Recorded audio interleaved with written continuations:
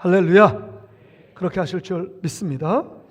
오늘 본문의 말씀 의지해서 시편 강의 9번째 시간인데요, 아름다운 결말을 기대하라. 한번 따라합시다. 아름다운 결말을 기대하라.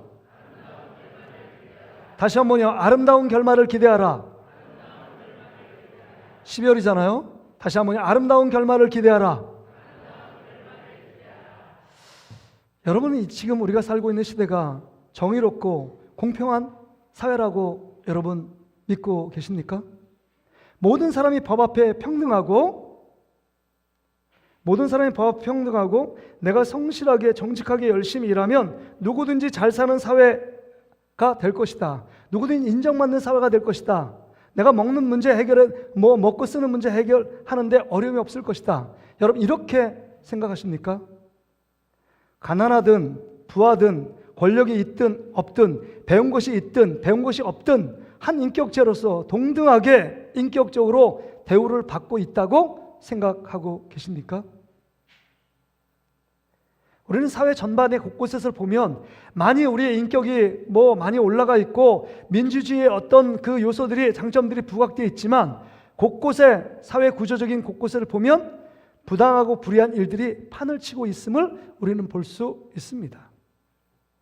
특별히 예수 그리스도를 믿는 우리들 안에 이런 생각, 이런 의문, 질문이 생깁니다. 하나님이 살아계시고 이 우주 만물의 주인이시고 이 모든 만물을 다스리고 통치하신다면 왜 불의가 득세하고 그 다음에 정의가 바로 세워지지 않을까 하는 것입니다.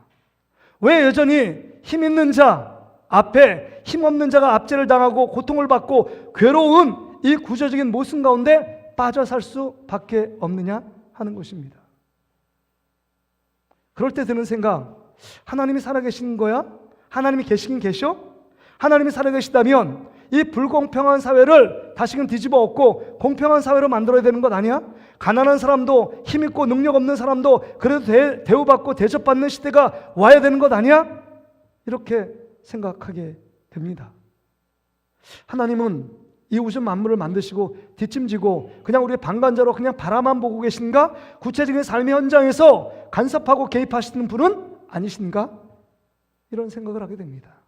이런 생각을 하게 되면 정말 여러 가지 부당한 대우를 받고 불의한 어떤 일에 그 중심에 내가 피해를 받고 내가 손해를 보고 있다면 엄청난 고통입니다. 그게 가벼운 문제가 아니잖아요. 남의 문제도 그 힘든 일이지만 내가 당하는 고통, 불의함 속에 이 사회적인 약자인 내가 정말 사회적인 강자에 의해서 정말 압제를 당하고 고통을 받고 있다면 그건 참 힘든 과정입니다. 정말 여러 가지 안간힘을 쓰지만 잘 그것을 극복할 수 없을 때 오는 그 자괴감이 대단합니다. 그러면 우리가 이런 사회를 보며 사회 탓이다, 대통령 탓이다, 정권 탓이다, 아니면 환경, 사람 탓이다 이렇게 말하며 살 것인가? 아니면 예수 그리스도를 믿는 우리들은 어떤 생각과 어떤 관점으로 이 문제를 해결해 낼 것인가? 오늘 이런 맥락에서, 이런 관점에서 다윗은 이 문제를 지금 우리에게 던져주고 있습니다. 그 다음에 여러분, 다윗은 어떤 삶을, 모습을 살아왔는가 하는 겁니다. 첫 번째요, 오늘 본문 9절에도 보면 다윗도 이런 시대에 살고 있습니다.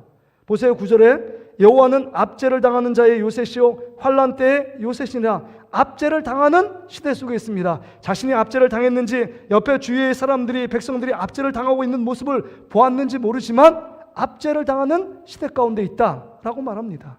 부당하고 정의롭지 않은 시대에 살고 있음을 얘기하고 있는 것입니다. 뿐만 아니라 12절에 보세요.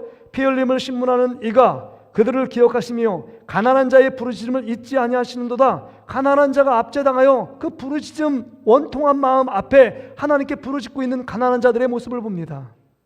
또한 18절에 보세요. 궁핍한 자가 항상 잊어버림을 당하지 아니하며 가난한 자들이 영원히 실망하지 아니하리로다. 궁핍한 자, 없는 자입니다. 가난한 자, 사회의 약자입니다. 이 약자들이 부당한 대우를 받고 있음을 지금 다윗은 고백하고 있는 것입니다. 지금 시대나 다윗에 살고 있는 시대나 정말 동일하게 정말 어려움과 고통, 구조적인 한계와 모순 가운데 있는 모습들을 볼 수 있습니다.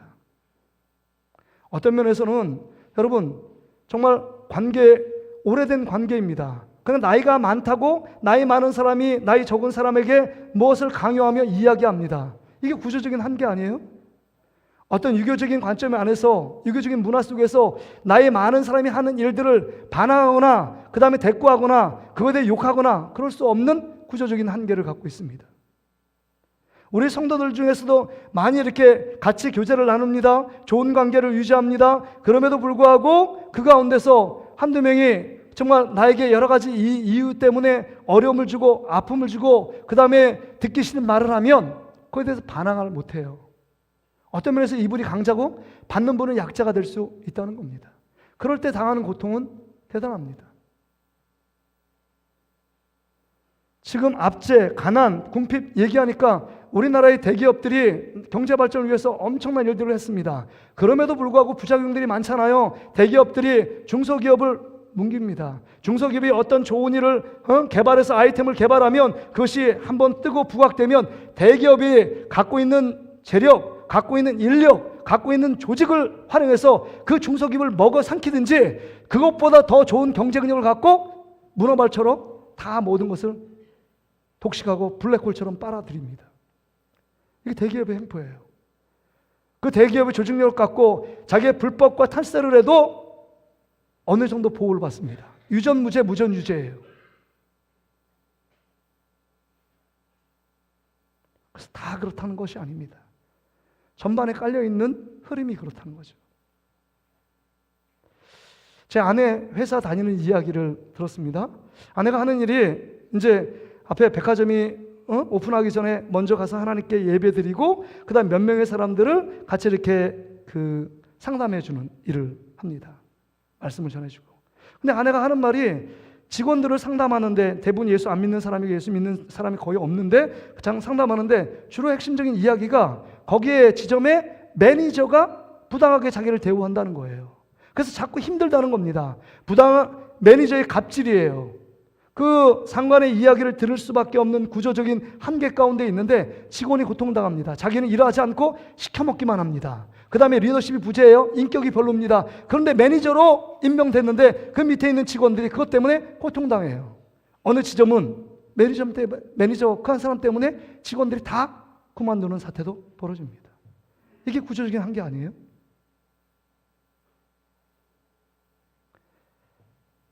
제가 최근에 봤던 영화가 있습니다. 포스터를 한번 띄워주세요. 이 영화예요. 서울의 봄. 뜨겁게 지금 엄청나게 많은 사람들이 600만이 돌파할 때 1000만을 향해 달려가는 영화라고 합니다. 근데 보면 여자들이 별로 좋아하지 않을 영화처럼 보여져요. 젊은 애들이 별로 식상한 영화. 왜냐하면 무슨 군인들이 나와가지고 막 싸우는 영화거든요. 별로 감동도 없어요. 제가 봐도.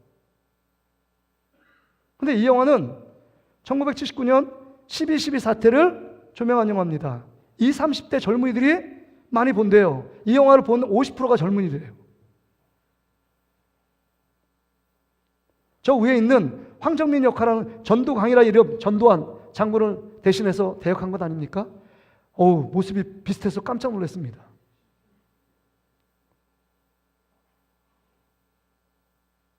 그 밑에는 정우성이라는 사람인데 하여튼 스타 방위 사람부 투스타로서 전두환하고 대적하는 거예요. 다시 말해 12.6 사태 박정희 대통령이 서거되고 정치적 공백이 생길 때 보안사령부에 있던 투스타인 전두환이 그 안에 있는 육사 조직력을 이용해서 하나의 선배들과 후배들을 쫙 모아가지고 국가를 뒤집어 엎는 반란 사건을 일으킨 게 12.12 사태 아닙니까? 우린 그것을 별로 침묵했습니다. 근데 수많은 무고한 군인들이 많이 죽었고 그것에 항거하고 폭거했던 정의를 부르짖고 군사기강을 세우고 나라의 이 반란을 정말 억제해야 된다라고 말하는 의로운 군인들이 많이 죽고 많이 불이익을 당한 사건입니다. 투스타임에도 불구하고 합참 의장 인 포스타를 감금해버립니다. 그리고 신문하고 폭행해요. 그리고 강제 전역시킵니다. 그리고 이 반란을 제재하기 위해서 나라를 지키기 위해서 군대 정신으로 군기관을 바로 세워야 된다라고 말하는 그 밑에 수도 방위사령부 이태신 장군 다 역적이에요. 역적으로 둔갑합니다. 반란이 혁명이 성공했기 때문에, 나라의 정권을 찬탄하는 일에 성공했기 때문에 거기에 자기를 제재하고 방해하는 모든 정의로운 군인들은 다 집어쳐넣든지 신문하든지 옥살이하든지 제대시켜버립니다. 여전히 그 마지막 엔딩 크레딧이 너무 제 인상에 남아요. 졸업사진 찍듯이 3줄 4줄을 딱 하는데 거기에 여전히 대통령, 그 다음에 노태우, 그 다음에 그 15대 대통령, 그 다음 대통령, 그 다음에 장관들, 국회의원들, 요직들의 쫙 기득권 세력으로 활동했던 그들의 모습들을 엔딩 크레딧을 쫙 사진을 올려줍니다. 이게 불법적인 요소들. 그럼에도 불구하고 여전히 그 불법이 합법화되고 정의로 둔갑해서 여전히 기득권 세력으로 남아있는 이 사회, 이 모습. 이게 단적인 한국 사회의 모습을 보여주고 있는 것 아닙니까?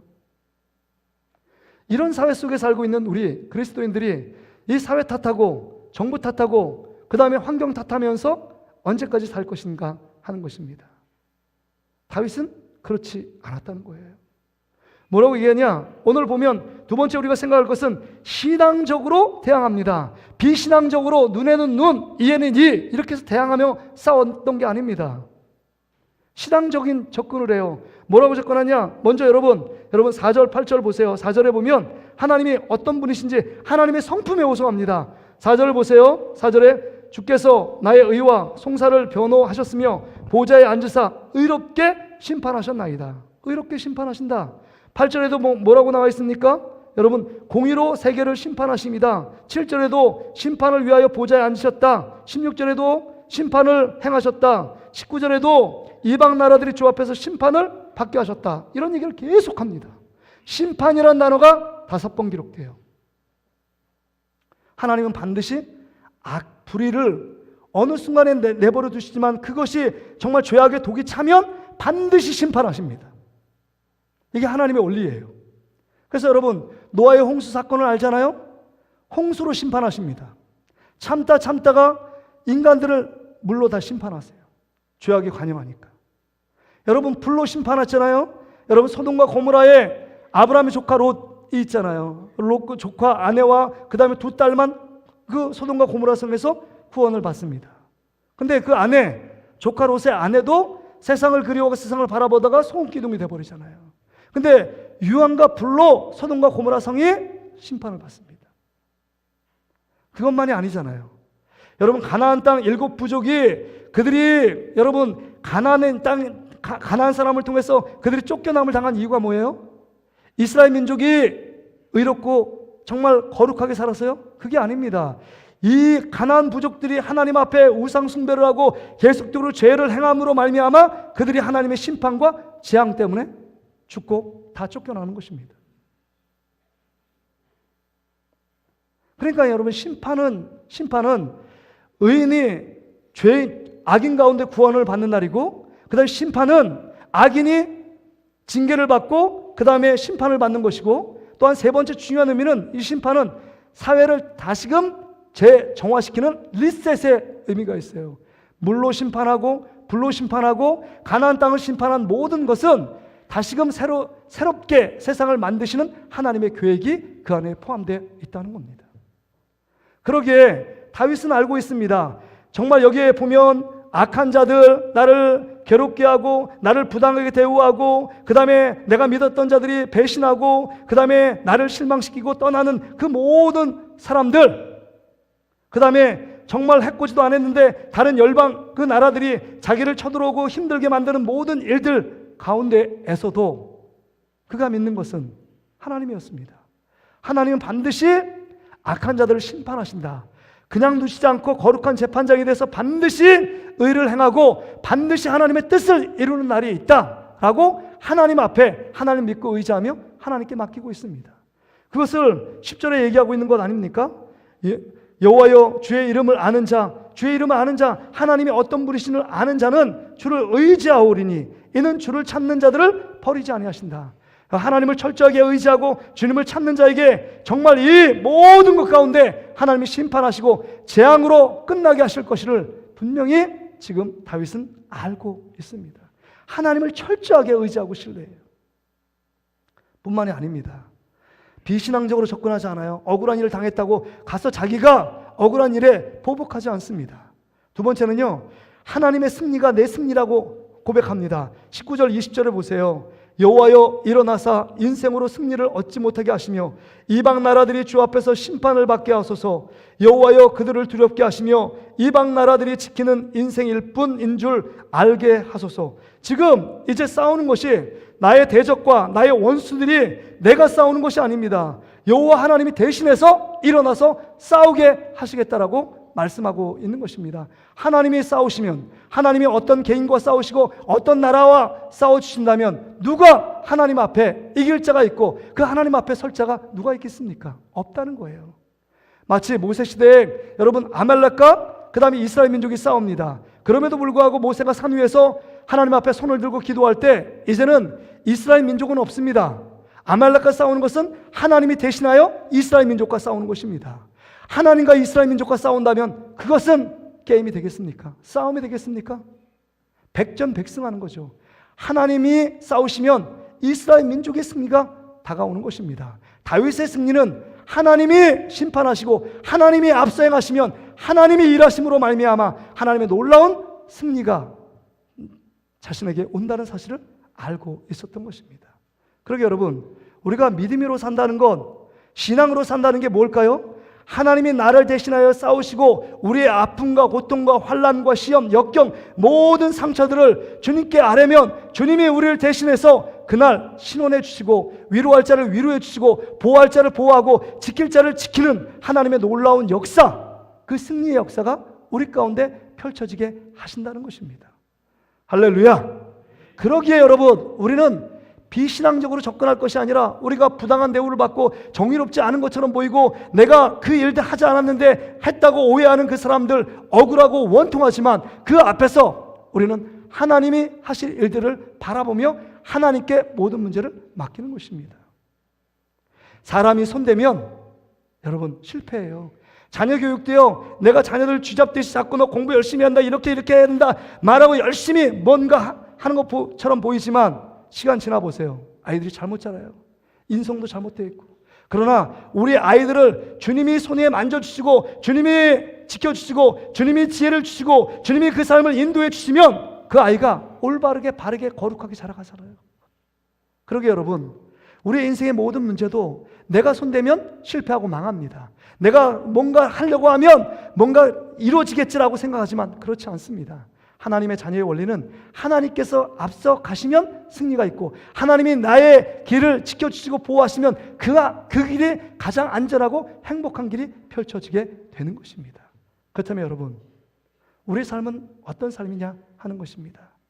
우리의 마지막 결말도, 마지막 그 결과도 하나님께 맡기고 하나님을 기대해야 되는 것 아닙니까? 그래서 세 번째로 여러분, 아름다운 결말을 우리는 믿음으로 기대해야 합니다. 보세요. 9장 1절부터 우리가 6절까지 우리의 신현찬 장로님과 교독으로 읽었는데 이게 아름다운 결말 아닙니까?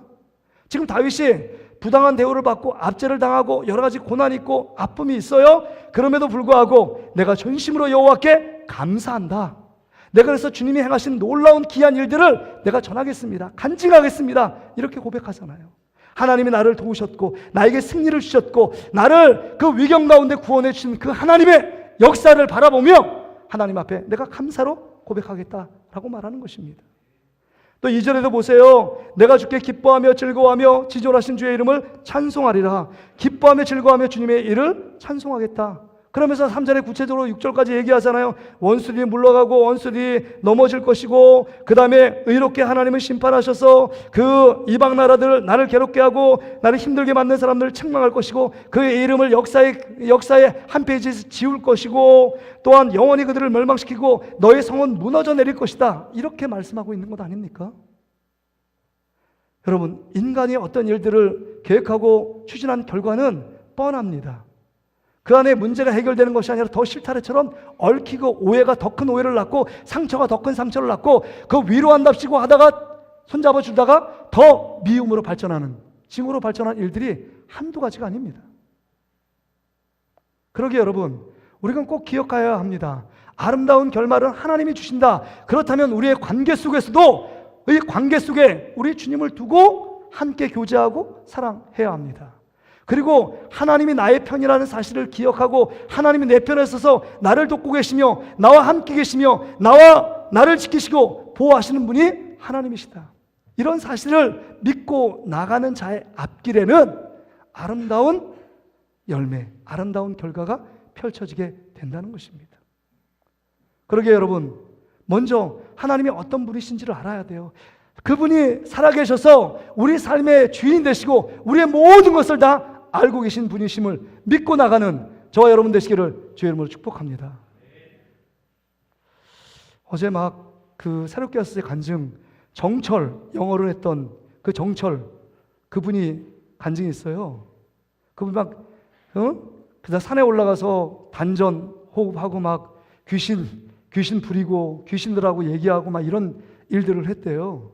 그러다가 우연찮게 영어를 만나서 영어의 은사를 발견하고 그 다음에 테이프로 전국 전 세계 테이프로 해가지고 영어 열풍을 오도록 만든 건 아닙니까? 그가 아들 때문에 예수님 믿게 됐다는 거예요. 귀신 부리고 맨날 산에 올라가서 득도해야 된다 이렇게 생각하던 사람이 아들이 자기를 전도했다는 거예요.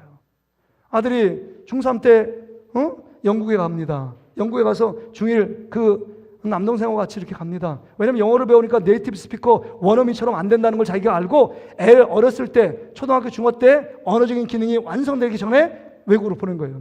영국으로 보냅니다. 영국으로 보내서 그 안에 이제 대학을 다니다가 그 맏아들이 정말 한인교회 다니면서 예수님 만난 거예요. 어떻게 만났느냐? 아무것도 몰라요. 여러분처럼 그냥 예배 드렸어요. 근데 하루는 이제 한 학기가 끝나서 IMF가 돼가지고 이제 한국으로 와야 된다는 거예요. 그 시점이 됐습니다. 돈은 환율이 3배 뛰니까 이제 다 들어와서 군대 가라고. 한 대학생 됐으니까 군대 가라고 딱 그랬는데 거기에 있는 그 한인교회 10명밖에 안 되는 그 담임 전사님이 우리 한번 집에 갈 때 고향 갈 때 가더라도 한 3박 4일 동안 우리 수련회 가지고 여행 간다고 속여놓고 수련을 한 거예요. 3박 4일 동안. 그래서 이게 정철 아들의 첫째 아들인 정하경이라는 이 아들이 거기 그냥 무턱대고 믿음도 없는 애가 그냥 간 거예요. 그리고 성령 받으라 라고 얘기하니까 성령이 뭐예요? 옆에 사람하고 막 물어본 거죠. 막 따지고 지금 뭐 하는 거냐고. 그래서 3일이 막 한데 마지막 하는데 간증해보라고. 간증할 게 하나도 없는 거예요. 성령 받은 적도 없고. 간증해보라고 그랬는데 딱 이러는 순간에 하나님이 그냥 엄청나게 눈물을 준 거예요. 중간중간에 하나님 나도 성령 받기를 원하고 하나님의 살아계심을 체험하기를 원한다고. 하나님의 살아계심을 체험하기를 원한다고. 하나님의 살아계심을 체험하기를 직진이야 무조건. 하나님의 살아계심을 경험해달라고 계속 기도하는데 갑자기 눈물이 왈칵 쏟아지면서 성령을 받은 거예요. 완전히 바뀝니다. 종교인을 해서 하나님의 살아계심이 체험되니까 완전히 뒤집어진 거예요. 그 인생이. 그리고 나서 한국으로 들어갔습니다. 제일 생각나는 게 아버지와 어머니야. 너무 불쌍하다는 거예요. 아버지 제일 불쌍하고 귀신하고 얘기하고, 더 불쌍한 건 아버지 때문에 함께 사는 엄마는 더 불쌍하고. 그래가지고 전도하기 시작하는 거예요. 1년 6개월 동안 군대 갔는데 동생은 군대를 가게 됐는데 자기는 그 신청검사에 떨어져가지고 1년 6개월 동안 아빠하고 엄마하고 계속 밥을 먹는 거예요. 예수님 전하는 겁니다. 그 얘기가 나와요. 여러분 새롭게 와서 유튜브 한번 가보세요. 근데 이 정철이 아들을 통해서 하나님을 만나고 성령을 경험하니까 하나님의 살아계심을 아니까 이제는 귀신을 내어 쫓고 이제 정말 주님께서 기뻐하시는 영어 성경으로 정말 예수 그리스도의 복음을 전하는 귀한 사역들을 감당하는 사람이 된 겁니다. 제가 지금 무슨 말씀을 드리느냐? 여러분 지금 말씀을 듣고 있지만 하나님의 살아계심이 정말 여러분 삶 가운데 경험되고 체험되지 않으면 오늘 10절에 보면 여호와를 알게 주의 이름을 아는 자, 여호와가 누구인지를 알고 살아계신 주님을 경험하고 체험하는 자가 아는 자거든요.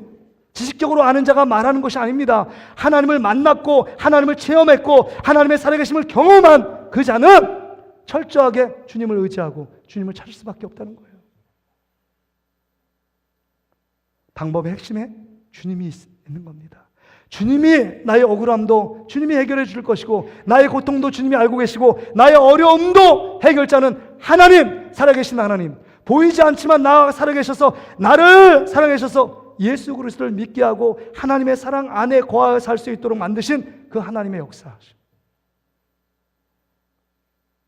여러분 하나님이 여러분의 삶을, 여러분의 모든 삶을 하나님께서 보고 계시고 지키시고 인도하시며 정말 이 올 2023년도 12월 달 이 마지막 달이 됐지만 우리의 삶을 아름답게 결말을 짓게 하시는 그 하나님으로 받아들이고 믿고 있느냐 하는 것입니다. 우리 삶이 지금까지 어떤 삶을 살아왔는지 중요하지 않습니다. 지금부터의 삶입니다. 하나님의 살아계심을 내가 경험하길 원하고 성령의 충만함을 경험하고 하나님이 살아계시다면 내 인생 가운데 주인은 하나님께 맡기고 크고 작은 어려운 문제도 주님께 맡길 것이고 관계의 문제, 물질의 문제, 또 여러 가지 직장과 사업장, 일터의 모든 문제도 주님이 해결하실 것을 믿고 주님께 맡기고 있느냐 하는 것입니다.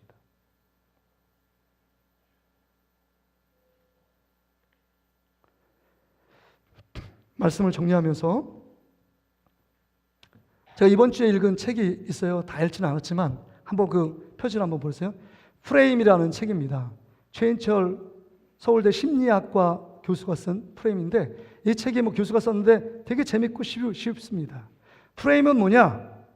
프레임, 모든 사람이 다 프레임을 갖고 있는데 프레임은 세상을 바라보는 마음의 창이 프레임이래요. 그래서 여러분들이 관악산을 사진을 찍는다 그러면 모든 사람이 가도 사진 찍는 그 대상이 다 틀릴 거예요. 자기가 원하는 것, 자기가 보길 원하는 것만 딱 찍습니다. 그게 프레임이라는 거예요. 사람마다 프레임이 틀려요.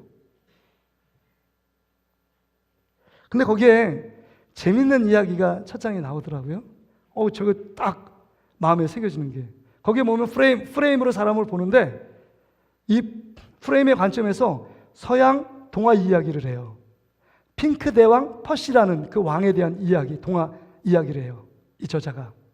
이 핑크 대왕 퍼시 있는 이 왕은 핑크색을 너무 사랑하는 거예요. 그래서 자기가 먹는 밥부터 시작해서 자기 궁전을 다 핑크로 꾸미는 겁니다. 왕이니까 다 꾸며요. 근데 그걸로 만족하지 않는다는 거예요. 그래서 나라 백성에게 명령을 내립니다. 너희가 지금 먹고 있는 것, 그 다음에 가구들, 집안에 있는 모든 그 집도 색을 핑크로 바꿔라. 이렇게 명령을 내립니다. 백성들이 그거에 부당하다고 외치지만 왕이 명령하니까 잘못하면 끌려가고 고문을 당할 수 있으니까 그걸 억지로 다 핑크로 바꿉니다. 먹는 것부터 시작해서. 근데 그거로 만족을 못해요. 딱 보니까 집들은 다 핑크로 바꿨는데 옆에 풀들, 나무들, 자연들이요 여전히 푸릇푸릇한 거예요. 너무 열받는 거예요. 그래가지고 이 핑크 대왕이 야, 군사와 모든 사람을 동원해가지고 자연만물, 동물부터 시작해가지고 이 모든 나무들 다 핑크색으로 바꿔. 난리가 난 겁니다. 페인트 칠하고 난리가 났어요. 그러니까 어느 정도 딱 보니까 다 핑크색이에요. 근데 문제는 하늘을 바라보니까 문제가 심각한 겁니다. 하늘을 바라보니까 파란색이에요. 이거 아닌데? 하늘도 핑크색으로 바꾸면 안 돼? 그러니까 여러 가지 국리라고 난리를 했는데 안 되는 거예요. 그래서 자기의 스승으로 생각했던 스승을 찾아가지고 자, 이 하늘을 핑크색으로 바꿀 방법이 없습니까? 이 스승이 몇 날 며칠을 고민해요. 고민하다가 해결책을 찾습니다. 왕이시여, 자, 하늘을 핑크색으로 다 바꿨으니까 이거 하나만 쓰십시오. 그리고 핑크색 안경을 갖다 줍니다. 핑크색 안경을 써요. 핑크색 안경 쓰니까 모든 게 다 핑크색입니다. 너무 행복한 거예요.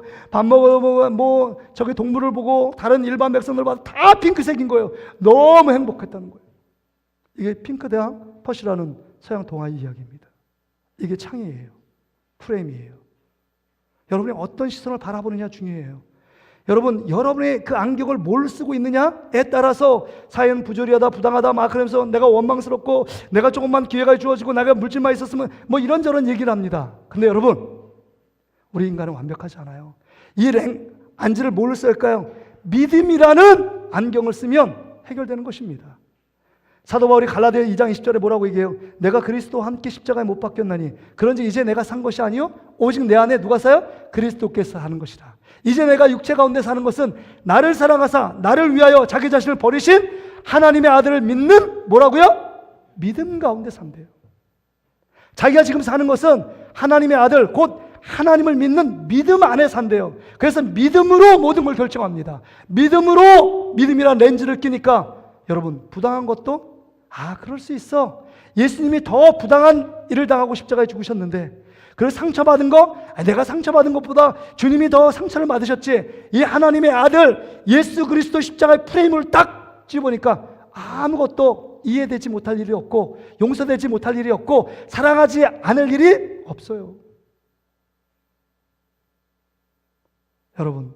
여러분 삶 가운데 부당한 대우를 받고 내가 왜 어떤 권사님한테, 어떤 집사람한테, 어떤 사람한테 내가 이런 말을 들어야 될까? 마음이 억울하고 괴로운 분들이 있습니까?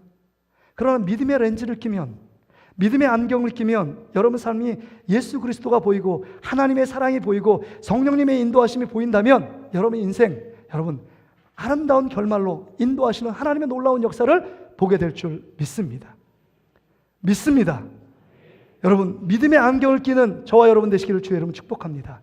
믿음의 안경은 예수 그리스도를 바라보는 거예요. 믿음의 안경으로 예수 그리스도를 바라보면 어떤 것도 문제가 되지 않습니다. 문제가 작아지고 우리 안에 더 큰 행복이 넘쳐나게 될 줄 믿습니다. 우리 이 말씀을 생각하며 찬송가 407장을 한번 펴보세요. 성경식에 있는 분들은 찬송가 407장 1절 가사, 구주와 함께 나 죽었으니 구주와 함께 나 살았도다. 예수님과 하나 되어 믿음의 안경을 쓰면 이제 주님이 내 안에 있고 내가 주님 안에 있습니다. 영광의 그날이 이르도록 언제나 주만 바라봅니다. 2절, 마음속에 시험을 받을 때와 무거운 근심이 있을 때 주께서 그때도 같이 하사 언제나 나를 도와주시네.